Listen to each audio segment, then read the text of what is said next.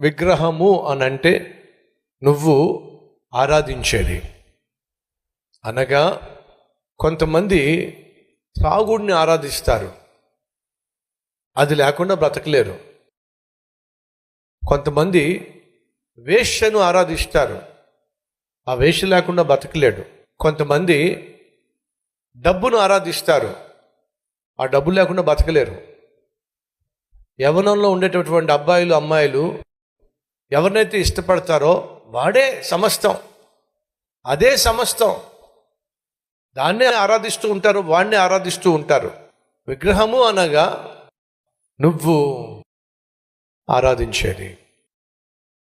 అడుగుతున్నాను ఈరోజు నీ జీవితంలో దేన్ని నువ్వు ఎక్కువగా ఆరాధిస్తున్నావు, ఎక్కువగా ఇష్టపడుతున్నావు, ఎక్కువగా ప్రేమిస్తున్నావు, ఎక్కువగా తప్పిస్తున్నావు?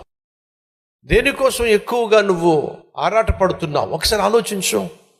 నిజంగా మనం ఆరాధించాల్సింది మనిషిని సృష్టించిన సృష్టికర్త అయిన దేవుణ్ణి.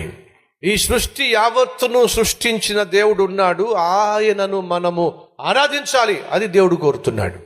కానీ ఈరోజు మన మధ్య సృష్టికర్త కంటే ఎక్కువగా నువ్వు ప్రేమించే ఏది నీలో ఉన్నా అదే నీ జీవితంలో విగ్రహం.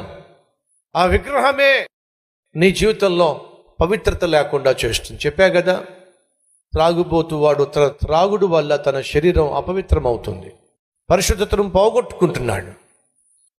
వ్యభిచారం చేసేవాడు తన శరీరాన్ని పాడు చేసుకుంటున్నాడు, పవిత్రతను పోగొట్టుకుంటున్నాడు. ఫ్రెండ్షిప్ అని చెప్పి, లవర్ అని చెప్పి, ప్రేమ అని చెప్పి అబ్బాయితో అమ్మాయితో చట్టాపట్టా వేసుకుంటూ రహస్య ప్రదేశాలను కనుగొని విచ్చలవిడిగా జీవించే వాళ్ళు ఏం చేస్తున్నారు? తమ శరీరాన్ని పాడు చేసుకుంటున్నారు, అపవిత్రపరుచుకుంటున్నారు. డబ్బు డబ్బు డబ్బు అని చెప్పి డబ్బు కోసం గబ్బు పనులు చేసేవాళ్ళు ఏం చేస్తున్నారు? దాన్నే ఒక విగ్రహంగా భావిస్తున్నారు. కాబట్టి దేవుడు అంటున్నాడు, దేన్నైతే నువ్వు ఎక్కువగా ఇష్టపడి ఎక్కువగా ప్రేమించి నీ శరీరంలో ఉన్న పవిత్రతను పాడు చేసుకున్నావో దానిని నేను బాగు చేస్తాను. మళ్ళా చదువుతున్నాను. మీ విగ్రహముల వలన మీకు కలిగిన అపవిత్రత అంతయో తీసివేస్తాను. ఈరోజు మన జీవితంలో ఉన్న అపవిత్రత అంతా నా దేవుడు తీసేయాలి అని ఆశించే వాళ్ళు ఒకసారి చూపిస్తారా?